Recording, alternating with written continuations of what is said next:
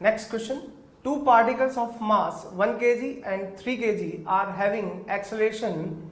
Find out acceleration of center mass of system. यहाँ दो particle है, उस सिस्टम का हमें एक्सेलरेशन फाइंड करना है, सिस्टम का एक्सेलरेशन सेंटर मास का। तो हमारे पास में फॉर्मूला ऑलरेडी है कि ACM vector is equal to m1a1 plus m2a2 upon m1 plus m2, लेकिन इसको हम सिंपल वर्ड्स में अगर याद रखें, net force on system divide by total मास, ऐसे भी याद रख सकते हैं।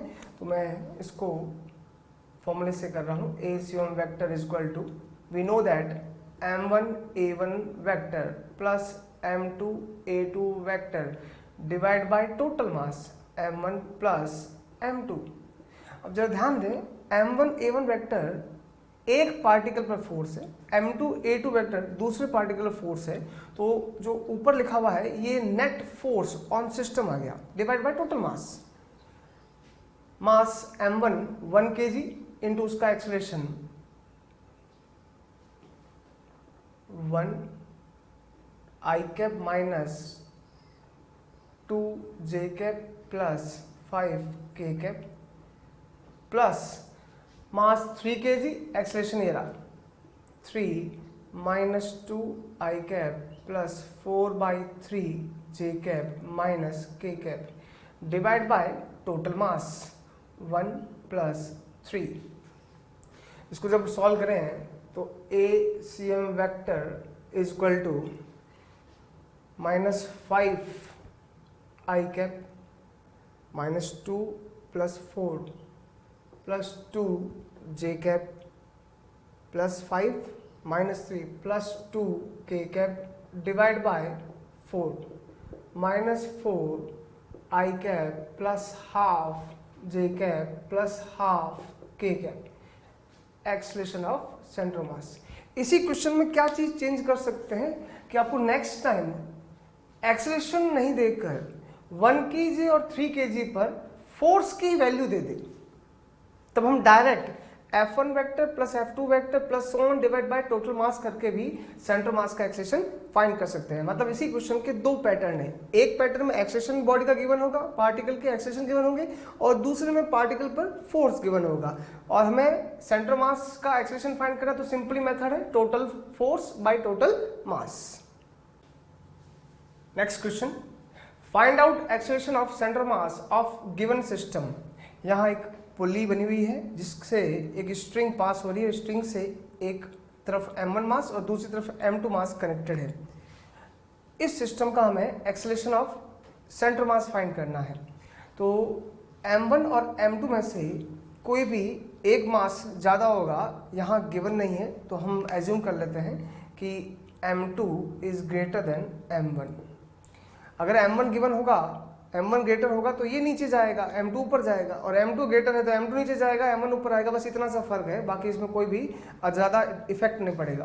तो m2 की मास ज़्यादा होने की वजह से ये मास नीचे की ओर a एक्सेलरेशन से जा रहा है, तो m1 ऊपर की ओर a एक्सेलरेशन से आएगा, जैसा कि हम NLM में ये सब चीज़ पढ़ चुके हैं। तो m2 नीचे जा रहा है a एक्सेलरेशन से, m1 उसी एक्सेलरेशन से ऊपर जा रहा है। लेकिन ध्यान रखने वाली बात यह है, दोनों के एक्सेलरेशन का मैग्नीट्यूड सेम है, बट डायरेक्शन एक की डाउनवर्ड है और एक की अपवर्ड है। तो इस बात को ध्यान रखना, क्योंकि हम सेंटर मास के एक्सेलरेशन के जो फॉर्मूला है ACM vector is equal to m1a1 vector plus m2a2 vector divide by m1 plus m2। यहाँ पर हम वेक्टर फॉर्म में एक्सेलरेशन को लिखते हैं, मैग्नीट्यूड फॉर्म में नहीं। तो जब भी हम यहाँ पर वेक्टर फॉर्म में लिखेंगे तो विथ साइन लिखेंगे, और जनरली हम अपवर्ड डायरेक्शन को पॉजिटिव और डाउनवर्ड डायरेक्शन को नेगेटिव बोलते हैं। तो इस बात को ध्यान में रखते हुए यहाँ वैल्यू लिखी जाएगी।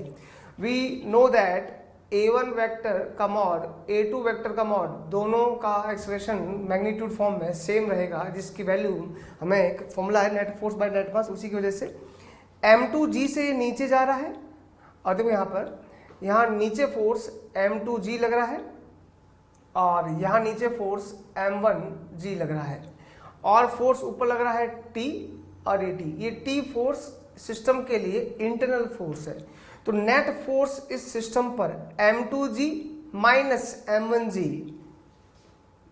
m2g minus m1g divide by total mass m1 plus m2, ये एक्सेलरेशन का मैग्नीट्यूड हो जाएगा। जरा कॉमन ले तो m2 minus m1 into g divide by m1 plus m2, ये वैल्यू हमें एक्सेलरेशन की मिल चुकी है, दोनों के एक्सेलरेशन का मैग्नीट्यूड मिल चुका है। अब ये वैल्यू हम सेंटर मास के फॉर्मूले में पुट कर दें, so acceleration of centre mass is equal to m1, इसका एक्सेलरेशन अपवर्ड डायरेक्शन में से इसको हम पॉजिटिव लिख रहे हैं, plus a plus m2, m2 का एक्सेलरेशन डाउनवर्ड डायरेक्शन में इसलिए इसको माइनस लिख रहे हैं, minus a divide by m1 plus m2। अब यहां से हम कॉमन ले तो a कॉमन आ जाएगा, m1 minus m2 a upon m1 plus m2, और a के लिए हम ऑलरेडी फाइंड कर चुके हैं, m2 minus m1 upon m1 plus m2 into g put कर देंगे, m1 minus m2 m2 minus m1 divide by m1 plus m2 का whole square into g. We know that m2 is greater than m1, so यहां से हम minus common ले लेते हैं, minus m2 minus m1 और m2 माइनस m1, सो m2 minus m1 का whole square आ जाएगा, m2 minus m1 divide by m1 plus m2 का होल स्क्वायर इंटू जी। ये सेंटर मास का एक्सेलरेशन मिल गया। माइनस साइन ये डिनोट कर रहा है कि पूरे सिस्टम का एक्सेलरेशन डाउनवर्ड डायरेक्शन में है। सेंटर मास का एक इंपॉर्टेंट टॉपिक है मैन प्लैंक सिस्टम। इस पर बहुत ही इंपॉर्टेंट क्वेश्चंस बनते हैं और बहुत डिफरेंट टाइप के क्वेश्चन बनते हैं। तो पहले तो हम इसका कंसेप्ट समझेंगे और फिर इस पर डिफरेंट टाइप के क्वेश्चन को सॉल्व करना सीखेंगे। तो मैं आपको एक एग्जांपल के थ्रू इसको एक्सप्लेन कर रहा हूं। सबसे पहले एक हमें सरफेस गिवन है, ये फ्रिक्शनलेस सरफेस है। क्वेश्चन में ये स्टेटमेंट लिखा है, जरूरी नहीं है, अगर कुछ भी नहीं लिखा होता तो हम मान के चलेंगे ये फ्रिक्शनलेस सरफेस है। इसके ऊपर हमने एक प्लैंक रख रखा है जिसका मास m2 है। ये जो प्लैंक की अपर सरफेस है वो रफ है और इसके एक एंड पर m1 मास का एक पर्सन खड़ा है। ठीक है, कई बार क्या होता है, इस प्लैंक को नहीं देखकर बोट दे देते हैं और ये ग्राउंड नहीं देखकर रिवर दे देते हैं। तो बात वही है, अगर आप चाहो तो मैन बोट रिवर सिस्टम भी बोल सकते हो उसको, सेम कंसेप्ट होगा इसके अंदर। यहां सिचुएशन क्या क्रिएट हो रही है कि फ्रिक्शनलेस सरफेस पर एक प्लैंक रखा हुआ है जिसकी अपर सरफेस रफ है, जिसके एक एंड पर पर्सन खड़ा हुआ है। इसमें जो रफ और स्मूथ सरफेस की जो मैं बात कर रहा हूं, क्वेश्चन में गिवन हो जरूरी नहीं है, हम इसको एक्सेप्ट करेंगे, मान के चलेंगे। सिचुएशन अब क्या है कि ये पर्सन इस प्लैंक पर मूव करता हुआ इसके अपोजिट एंड तक पहुंचता है। इस प्रोसेस में क्या क्या होगा वो हमें समझना है। ये जो पर्सन है इस प्लैंक पर चलने के लिए अपने पैर से प्लैंक पर पीछे की तरफ फोर्स लगाता है, उसका रिएक्शन होगा कि प्लैंक पर्सन पे आगे की तरफ फोर्स लगाएगा, जिससे पर्सन तो आगे मूव करेगा लेकिन प्लैंक पीछे की ओर जाएगा। ये जो सरफेस है ये रफ नहीं है, इसलिए इस प्लैंक को रोकने के लिए कोई फोर्स नहीं है। इस पर्सन के फोर्स से प्लैंक पीछे की ओर जैसे जाना स्टार्ट करेगा, ये सरफेस रफ नहीं है इसलिए फ्रिक्शन फोर्स अप्लाई नहीं करेगा और प्लैंक पीछे की तरफ मूव करेगा। अगर ये सरफेस रफ होती और सफिशिएंट फ्रिक्शन होता तो हो सकता था कि पर्सन ही मूव करता और प्लैंक रुका हुआ रहता, लेकिन उस पर कोई क्वेश्चन नहीं बनता। अभी हम ऐसा मान के चल रहे हैं कि सरफेस स्मूथ है, तो होगा क्या, पर्सन जब इस प्लैंक के दूसरे एंड तक पहुंचेगा उस समय प्लैंक पीछे की तरफ शिफ्ट हो चुका होगा। इस पूरे प्रोसेस में जो फोर्स लग रहा है वो पर्सन और प्लैंक के बीच में लग रहा है, मैन और प्लैंक के बीच में लग रहा है, जो कि सिस्टम का इंटरनल फोर्स है। और हम जानते हैं इंटरनल फोर्स सेंटर मास के मोशन को कभी भी चेंज नहीं कर सकता। इसलिए अगर इस सिस्टम के सेंटर मास की वेलोसिटी इनिशियल 0 है तो वो आगे भी 0 रहेगी, इसका मतलब सेंटर मास रेस्ट पे रहेगा, उसकी पोजीशन चेंज नहीं होगी। और अगर ये सिस्टम इनिशियली सिस्टम का सेंटर मास इनिशियली मूव कर रहा है तो इसकी वेलोसिटी कांस्टेंट रहेगी और सेंटर मास अपनी पोजीशन चेंज करेगा। फिलहाल मैं इसको इनिशियली वेलोसिटी 0 मान के चल रहा हूं, लेकिन इसको फिर मैं जनरलाइज कर दूंगा। जब हम फॉर्मूला बनाएंगे तब उसको जनरलाइज कर देंगे। सबसे पहले ये फर्स्ट पोजीशन जिसमें प्लैंक जो है वो पर्सन जो है प्लैंक के एक साइड में है, ये इसका point mass, point object C1 point पर, और ये प्लैंक का सेंटर मास C2 पॉइंट पर। और इस पूरे सिस्टम का जो सेंटर मास होगा वो C1 और C2 को लाइन ज्वाइन करने पर होगा और C2 के पास में होगा, क्योंकि हम जानते हैं प्लैंक का मास पर्सन के मास से ऑब्वियसली क्या होगा, ज्यादा। तो ये सेंटर मास की पोजीशन। जब पर्सन दूसरे एंड पे आ जाएगा तो प्लैंक, मान लेते हैं प्लैंक जो है वो x डिस्टेंस शिफ्ट हो गया। ये अभी इसको मैं शिफ्ट नहीं मान रहा हूं, इसको हम आगे क्वेश्चन में देख लेंगे। ये प्लैंक पीछे की तरफ चला गया और C2 ने अपनी नई पोजीशन ले ली यहां पे और C1 ने अपनी नई पोजीशन ले ली यहां पे, लेकिन सेंटर मास वहीं का वहीं है। क्यों? क्योंकि जो इंटरनल फोर्स लग रहा है वो सेंटर मास की पोजीशन चेंज नहीं कर पाएगा, और सेंटर मास पहले रेस्ट पे था तो बाद में भी रेस्ट पे रहेगा, इसका मतलब उसकी पोजीशन वही की वही रहेगी इस केस में। ठीक है, हो सकता है किसी और केस में सेंटर मास अपनी पोजीशन चेंज कर दे, तो उसको लिए हम अलग से कंसेप्ट देखेंगे। तो मैंने इसके लिए इक्वेशन बनाई है, जो सेंटर मास की इक्वेशन थी XCUM = m1x1 + m2x2 upon m1 + m2।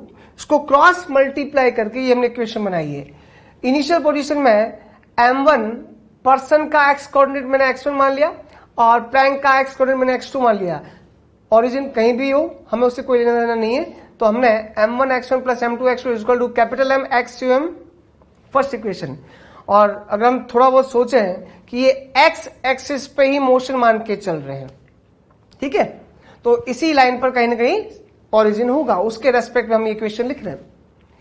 जब इसने अपनी पोजीशन चेंज की तो C1 C2 की पोजीशन चेंज हुई है, तो मैंने लिख दिया यहां पे m1x1 + m2x2 = कैपिटल M।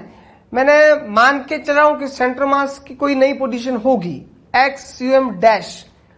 अगर सेंटर मास अपनी पोजीशन चेंज नहीं करता तो ये दोनों इक्वल होंगे, और अगर सेंटर मास अपनी पोजीशन चेंज करता है एनी हाउ तो ये दोनों अलग अलग होंगे।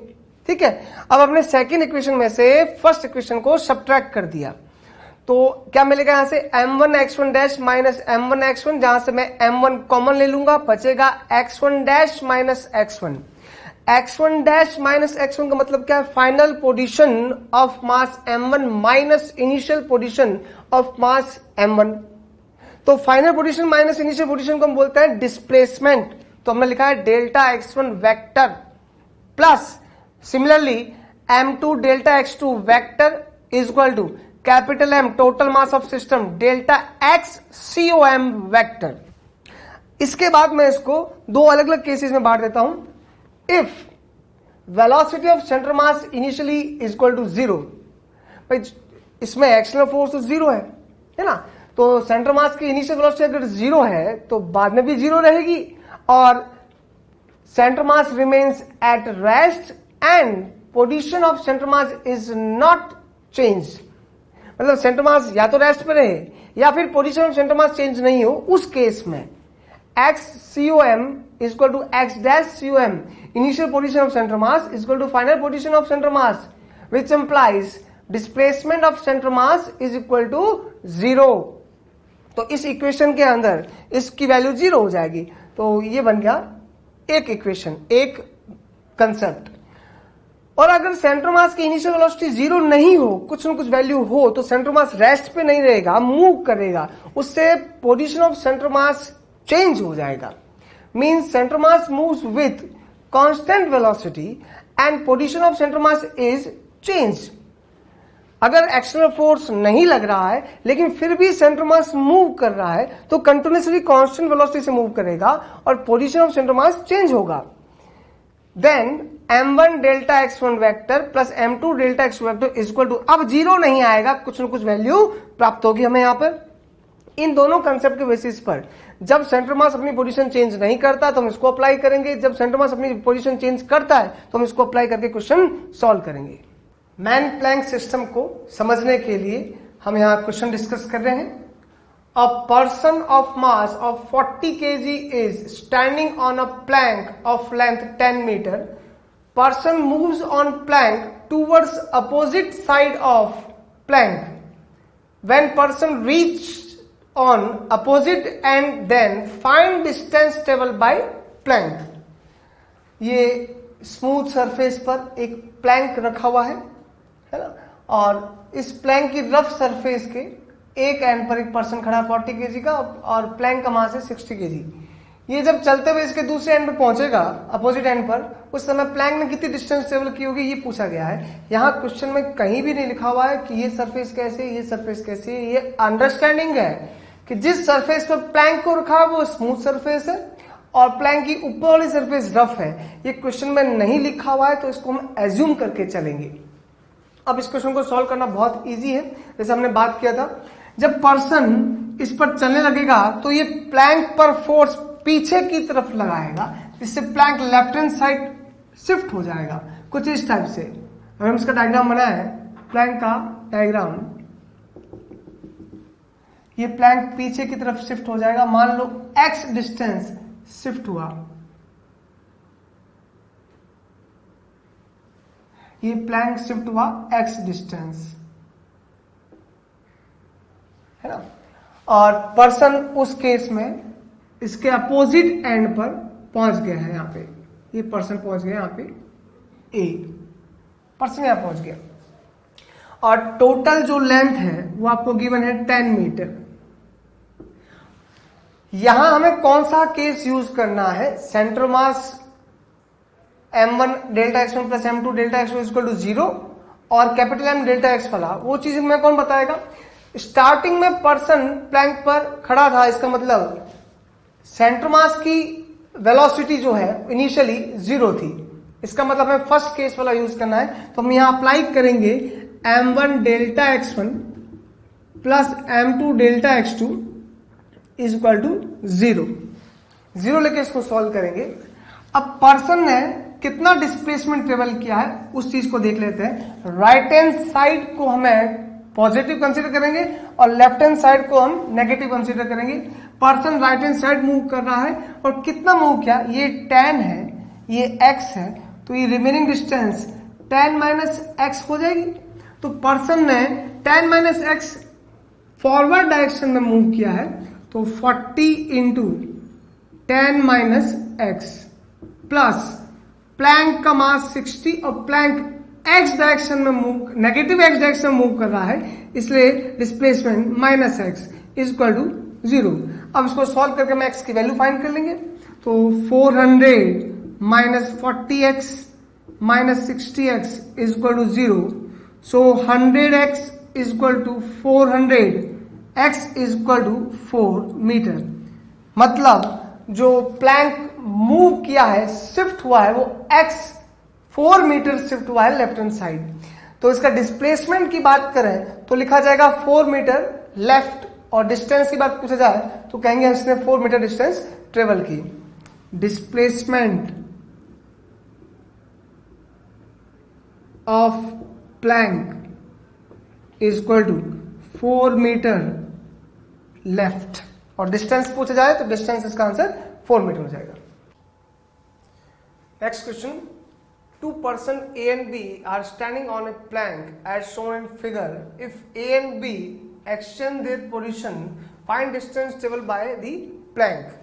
प्रीवियस क्वेश्चन में प्लैंक पे सिर्फ एक ही पर्सन था जो चलते हुए दूसरे एंड पे आ रहा था। यहाँ क्या हो रहा है, प्लैंक के दोनों एंड पर 2 पर्सन बैठे हैं, A एंड B, और दोनों का मास डिफरेंट है। एक का 40 kg, एक का 60 kg। दोनों जब एक दूसरे की तरफ मूव करेंगे, मतलब B इस एंड पर जाना चाह रहा है और A इस एंड पे आना चाह रहा है, तो दोनों पर्सन प्लैंक पर अपने पैर से फ्रिक्शनल फोर्स अप्लाई करते हैं पीछे की ओर। तो इस प्लैंक पर दोनों पर्सन का फ्रिक्शनल फोर्स, इस पर्सन की वजह से इस प्लैंक पर frictional force left hand side, और बी की वजह से प्लैंक पर frictional force right hand side apply होगा। 60 kg जो पर्सन है उसका फ्रिक्शनल फोर्स ज़्यादा स्ट्रांग होगा, इसलिए प्लैंक जो है हैवी बॉडी के फ्रिक्शनल फोर्स जो कि प्लैंक पे अप्लाई हो रहा है उस तरफ मूव कर जाएगी, शिफ्ट कर जाएगी। इसका मतलब जो प्लैंक है लेफ्ट हैंड साइड और राइट हैंड साइड में से राइट हैंड साइड शिफ्ट होगी, लेट अज्यूम x। तो जब भी हम कोई क्वेश्चन सॉल्व करेंगे तो हमें ये देखना है कि जो पर्सन एक्सचेंज करे अपनी पोजीशन, उनमें से हैवी पर्सन कौन सा है, उस डायरेक्शन में प्लैंक को शिफ्ट कर देंगे। गलती से भी अगर हम ए पर्सन को ध्यान में रखते हुए इस प्लैंक को इधर शिफ्ट करके क्वेश्चन सॉल्व करें तो मैग्नीट्यूड में कोई भी फर्क नहीं आएगा आंसर में। आंसर का मैग्नीट्यूड वही का वही आएगा, लेकिन डायरेक्शन अपोजिट आएगी। मान लो अपना आंसर +5 आ रहा है और एक्चुअल आंसर +5 है, और जब हम इस प्लैंक को लेफ्ट हैंड साइड मूव कर दे तो आंसर -5 आ जाएगा। प्लस माइनस का ही फर्क आएगा, बाकी मैग्नीट्यूड का फर्क नहीं आएगा। तो लेट्स स्टार्ट दिस क्वेश्चन। इस प्लैंक को हम बी की फ्रिक्शन फोर्स के डायरेक्शन में पीछे की तरफ शिफ्ट कर दें तो ये प्लैंक ऐसे आगे की तरफ हमने इसको शिफ्ट कर दिया।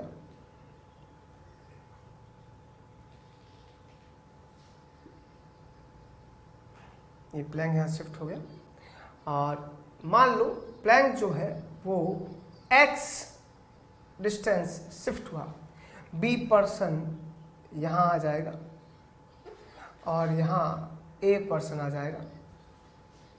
इक्वेशन हमारे पास वही है। यहाँ पर 3 मास है, a, b और प्लैंक, तो तीनों मासों के लिए वो इक्वेशन लिखनी equal to 0, m1 delta x1 plus m2 delta x2 plus m3 delta x3 is equal to 0। Start करता हूँ मैं 40 kg से। 40 kg का जो मास है वो कितना शिफ्ट हुआ है, यहाँ से लेकर यहाँ तक। तो प्लैंक की जो लेंथ है वो 10 मीटर है, ये तो 10 मीटर लेंथ होगी, यहाँ लिख देता हूँ मैं इसको 10 मीटर। तो A यहाँ से यहाँ शिफ्ट हुआ है, राइट हैंड साइड से पॉजिटिव लेंगे, 10 + x, 40 × 10 + x। प्लैंक जो है, प्लैंक भी राइट हैंड साइड शिफ्ट हुआ है, और plank right hand side shift हुआ है, x शिफ्ट हुआ, so 100 × x plus 60 kg। 60 kg left hand side shift हुआ, और कितना शिफ्ट हुआ है, ये इतना शिफ्ट हुआ है, मतलब टोटल डिस्टेंस 10 मीटर है, इसमें से ये x माइनस कर दूं तो 20 शिफ्ट हुआ है, 10 - x, मतलब नेगेटिव का 10 - x इज इक्वल टू 0। अब इस इक्वेशन को सॉल्व करना है। 400 और -600 -200 -200, 40x 100x 140x, 60 minus plus 60x 140 + 60 200x is equal to plus 200x is equal to 0, which implies x is equal to 1 metre. मतलब जो प्लैंक है वो 1 metre right hand side shift हुआ। सिमिलरली इसमें अगर 3 पर्सन दे दे तो क्या क्वेश्चन बनता है वो देखो। यहाँ पे यहाँ एक प्लैंक है, वही प्लैंक का मास 90 kg, इस पर 3 मास रखे हुए, A, B और C। 3 पर्सन है, A का मास 40, B का 50, C का 60, और ये जो डिस्टेंस है वो आपको दे रखी है।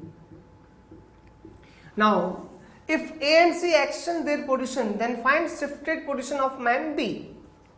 अगर A और B अपनी पोजीशन एक्सचेंज करते हैं तो सबसे पहले चेक करें A और B में, A और C में से, A और C एक्सचेंज करें। A और C में से हैवी मास 60 kg है, इसका मतलब ये जो C है ये प्लैंक को राइट हैंड साइड शिफ्ट करेगा, रिजल्टेंट भी राइट हैंड साइड शिफ्ट होगा, तो plank right hand side shift करते चले। ये हम प्लैंक को राइट हैंड साइड शिफ्ट कर दिया, x शिफ्ट कर दिया राइट हैंड साइड, ये plank x right hand side shift हो गया। A यहाँ आ जाएगा, C यहाँ आ जाएगा, और जो B है वो B इसके पहले सेंटर में था, अभी भी इसके सेंटर पे ही रहेगा, क्योंकि B प्लैंक के साथ साथ ही मूव करेगा। तो जितना प्लैंक x मूव किया उतना ही B भी यहाँ से x मूव करेगा, क्योंकि B प्लैंक के साथ में ही है। सभी का डिस्प्लेसमेंट आ चुका है, बस इक्वेशन बनानी। यहाँ पर अब हम 4 मास है, m1 m2 m3 m4, तो वही चारों का मास इनटू डिस्प्लेसमेंट। स्टार्ट करता हूं मैं A से। A का मास 40 है और A शिफ्ट हुआ है x + 4, ये 4 है टोटल, x + 4। और B की बात करते हैं, B 50 right hand side shift हुआ है x प्लैंक के साथ साथ। अब प्लैंक भी राइट हैंड साइड शिफ्ट हुआ है 90 × x प्लस 60, जो C पर्सन है वो लेफ्ट हैंड साइड शिफ्ट हुआ है। कितना शिफ्ट हुआ है? ये 4 है और इतना चलता हुआ है तो 4 minus x is equal to 0। इसको सॉल्व करना है। 40x 50 90 90 90 180 180 plus 60 240x 160 and minus 240 160 minus 240 minus 80 is equal to 0। So x is equal to 80 by 240 1/3 metre. इन सभी क्वेश्चन में एक ही मेथड है, जो भी मास शिफ्ट हो रहा है उसमें से जो हैवी मास है उसी के फ्रिक्शन फोर्स के डायरेक्शन में प्लैंक को शिफ्ट करना है और देन एक इक्वेशन बनानी है, जितनी मास है उन सभी मास का उनके डिस्प्लेसमेंट वेक्टर के साथ मल्टीप्लाई करके ऐड करते हुए लास्ट में 0 के इक्वल करना और x की वैल्यू फाइंड हो जाएगी। Next question, block of mass small m is sliding on a wedge of mass capital M. When block reaches at lower point of wedge, then find displacement travel by wedge. Question की situation क्या है कि surface पर एक veg रखा हुआ है ना, और ये मैंने आपको पहले बताया था फ्रिक्शनलेस सरफेस है, ये लिखा हुआ जाए जरूरी नहीं है, और इस पर एक m मास का जो ब्लॉक है वो स्लाइड कर रहा है, मतलब ये भी फ्रिक्शनलेस है और इस पर ये स्लाइड कर रहा है। ठीक है, अब जैसे ही m मास स्लाइड करेगा और लोअर एंड पर पहुंचेगा इसके, तो इसका डिस्प्लेसमेंट कितना होगा ये पूछा है क्या सिचुएशन इसके अंदर उसको समझें कि जब ये m मास का ब्लॉक इस पर ऐसे स्लाइड कर रहा है तो m मास का ब्लॉक और कैपिटल M मास के वेज के बीच में जो नॉर्मल रिएक्शन फोर्स लग रहा है वो कुछ इस टाइप से लगेगा कि m मास के ब्लॉक पे तो ये लगेगा ऊपर की ओर और कैपिटल M मास के वेज पे लगेगा ये नीचे की ओर, कुछ इस टाइप से, है ना। ये m मास मैं ऐसे मान लेता हूं कि ये ब्लॉक पर नॉर्मल फोर्स इधर लग रहा है, इस पर नॉर्मल फोर्स इधर लग रहा है। इस सिस्टम के लिए ये जो नॉर्मल फोर्स है ये इंटरनल फोर्स हो गया। इस वेज पर एक तो ग्रेविटी लग रहा होगा और एक ग्राउंड का नॉर्मल फोर्स लग रहा होगा, वर्टिकल डायरेक्शन में है ना, बैलेंस रहेंगे।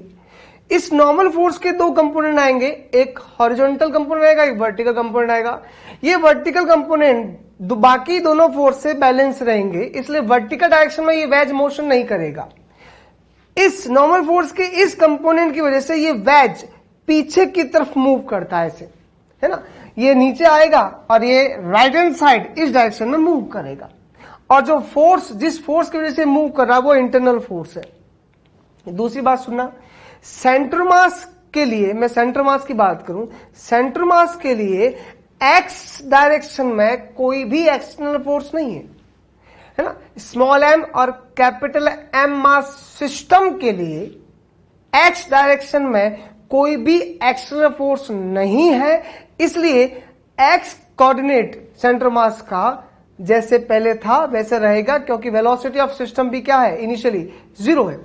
वापस से रिपीट करूं, ढंग से सुनना इसको कि हम जो कंसेप्ट हमने सीख रखा है वो कैसे डायरेक्ट अप्लाई करें। यहां पे ऐसी क्या सिचुएशन है कि हम उसको डायरेक्ट अप्लाई कर सकते हैं।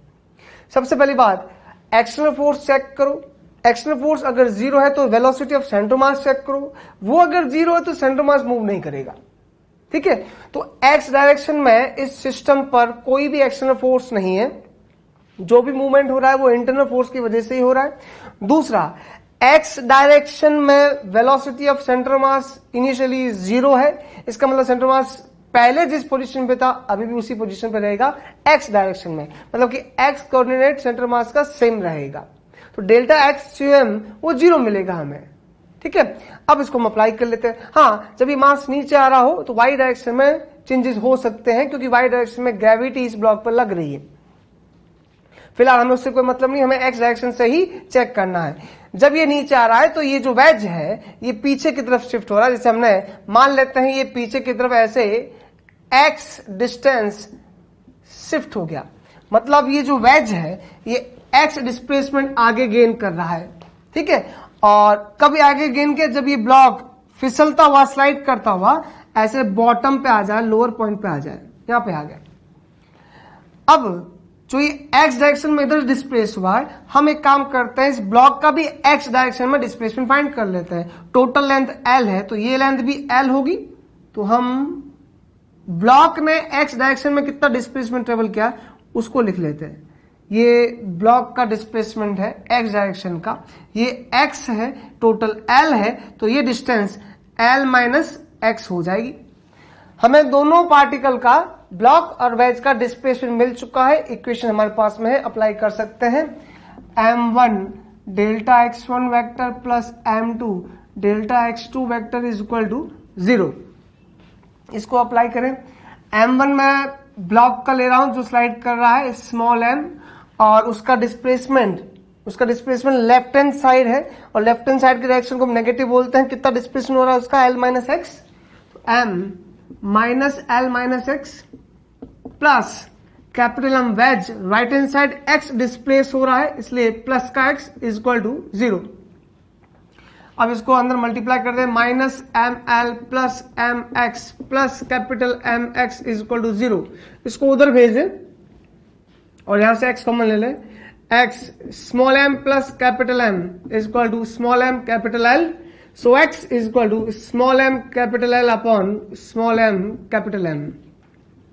ये डिस्प्लेसमेंट ऑफ वेज मिल गया। तो कई बार इस क्वेश्चन में हल्का सा एक चेंजेस क्या कर सकते हैं, इस क्वेश्चन को थोड़ा सा अगर हम डिफरेंट बनाना चाहे तो क्या बना सकते हैं। यहां जो L आपको दे रखी है ये वाली लेंथ है। कई बार आपको ये L लेंथ नहीं देकर कुछ ऐसे दे सकता है कि ये एंगल थीटा है और ये डिस्टेंस आपको इंक्लाइंड प्लेन की जो डिस्टेंस है वो आपको एज गिवन कर दी। उस केस में नया क्वेश्चन बन जाता, लेकिन पैटर्न बिल्कुल सेम है। क्या लिखेंगे, if length of inclined plane is given is equal to S, तो L जो कि हॉरिजॉन्टल डिस्प्लेसमेंट है दोनों का रिलेटिव, हमें तो सिर्फ इसी की बात करनी, इससे हमें कोई लेना देना नहीं है, तो इस S का कॉस कंपोनेंट L बन जाएगा। So L is equal to S cos theta बन जाएगा। ऊपर वाले सॉल्यूशन में x इज इक्वल टू, जहां L है वहां हम S कॉस थीटा लिख के क्वेश्चन सॉल्व कर सकते हैं। Small m upon small m plus capital M S cos theta. और कई बार ये L नहीं देकर ये L दे देते हैं, तो इस L का ये कंपोनेंट L cos थीटा हो जाएगा और हम इस L की जगह L cos थीटा रख के क्वेश्चन सॉल्व कर सकते हैं। Next question, in gravity free room a man of mass m1 is standing at a height of h above the floor. तो ये क्वेश्चन पढ़ते पढ़ते साथ साथ इसका डायग्राम भी बना लेते हैं। ये एक रूम का फ्लोर है और रूम के फ्लोर से h हाइट ऊपर, ये हमने h हाइट ले ली, h हाइट पे एक पर्सन है, पॉइंट मास के फॉर्म में लेके चल रहा हूं मैं। इस पर्सन ने throws a ball of mass m2 मास को, बॉल को उसने थ्रो किया है vertically downward with speed u। ये बॉल, इस बॉल को नीचे की तरफ u स्पीड से उसने थ्रो किया है। Find distance of man above floor from the floor when ball reach on the floor. मतलब जब ये बॉल नीचे पहुंच चुकी होगी, ग्राउंड से टकराएगी, उस समय ये पर्सन, ये जो मैन है, इसकी हाइट क्या होगी। यहां दो बातें समझने की है कि जब हमने बॉल को नीचे की तरफ थ्रो किया है तो क्या पर्सन मूव होगा या नहीं होगा। इसके लिए हमें इस वर्ड को याद रखना है, gravity free room. Gravity free room में मतलब यहाँ ग्रेविटी नहीं लग रही है, और ग्रेविटी नहीं लग रही मतलब इस सिस्टम पर कोई भी एक्सटर्नल फोर्स नहीं लग रहा है। एक्सटर्नल फोर्स नहीं लग रहा है, इसका मतलब जब पर्सन इस बॉल को नीचे की तरफ थ्रो करेगा तो पर्सन भी ऊपर की तरफ शिफ्ट होगा ड्यू टू एक्शन रिएक्शन।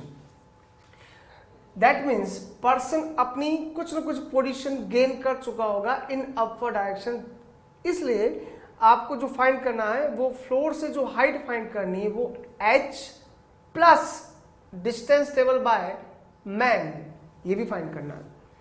अब जो डिस्टेंस टेबल की होगी मैन ने, इस मैन की डिस्टेंस को फाइंड करने के लिए दो चीज़ें चाहिए, क्योंकि ये कांस्टेंट वेलोसिटी से मूव करेगा, क्योंकि एक्सेलरेशन यहाँ है नहीं, एक्सटर्नल फोर्स है नहीं, इसलिए यहाँ पर एक्सेलरेशन नहीं होगा, तो ये कांस्टेंट वेलोसिटी से ऊपर जाएगा। और कांस्टेंट वेलोसिटी से ऊपर जाता है कोई भी बॉडी कांस्टेंट वेलोसिटी से मूव करती है, तो डिस्टेंस फाइंड करने के दो चीज़ें चाहिए, एक तो स्पीड और एक टाइम। तो किस स्पीड से ऊपर जाएगा वो फाइंड करना, और कितने टाइम में ऊपर जाएगा वो फाइंड करना है। और कैसे फाइंड करेंगे? बॉल u स्पीड से नीचे आ रही है, तो पर्सन किस स्पीड से ऊपर जाएगा वो हम निकाल सकते हैं बाय मतलब m1v1 इक्वल टू m2v2 से। जैसा कि हम जानते हैं इनिशियली जो मोमेंटम है, जब सिस्टम था इनिशियली ये रेस्ट पे था, इसने इसको नीचे थ्रो किया तो पर्सन ऊपर जाएगा। So m1v1 equal to m2v2। m1 mass person का, इसकी स्पीड में v मान लेता हूँ, m2 मास बॉल का, उसकी स्पीड u मान लेते हैं। सो v velocity of man m2 by m1 into u, ये हमें मैन की स्पीड मिल गई v। लेट एज्यूम बॉल को ग्राउंड तक आने में जो टाइम लग रहा है वो t टाइम ले लेते हैं।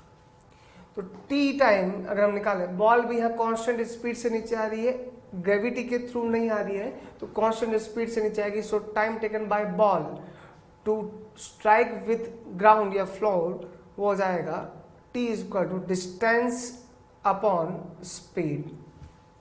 तो ये टाइम वो टाइम है जब बॉल फ्लोर से टकराएगी और इतने ही टाइम में ये पर्सन ऊपर शिफ्ट करेगा। तो distance travel by person, distance travel by man in time t, d मान लेते हैं, d is equal to v into T. v हमारे पास में है m2 by m1 into u time h by u, u से u cancel, m2 by m1 into h, और height हो जाएगी from floor h plus D, solve करोगे तो 1 plus m2 by m1 into h आ जाएगा। इस क्वेश्चन का एक अल्टरनेटिव और भी है, चाहो तो हम ये पूरा प्रोसेस फॉलो नहीं करते हुए डायरेक्ट इक्वेशन लिख सकते हैं। वो इक्वेशन कैसे लिखा जाएगा? m1 सेंटर मास मूव नहीं करेगा। क्यों मूव नहीं करेगा? मतलब जब इनिशियली ये रेस्ट पे है और मैन ने बॉल को नीचे की तरफ थ्रो किया तो ये इंटरनल फोर्स हो गया, एक्सटर्नल फोर्स नहीं है। अगर इंटरनल फोर्स के थ्रू मूव करे तो सेंटर मास शिफ्ट नहीं करेगा। सेंटर मास शिफ्ट नहीं करेगा तो m1s1 इक्वल टू m2s2 से भी फाइंड कर सकते हैं।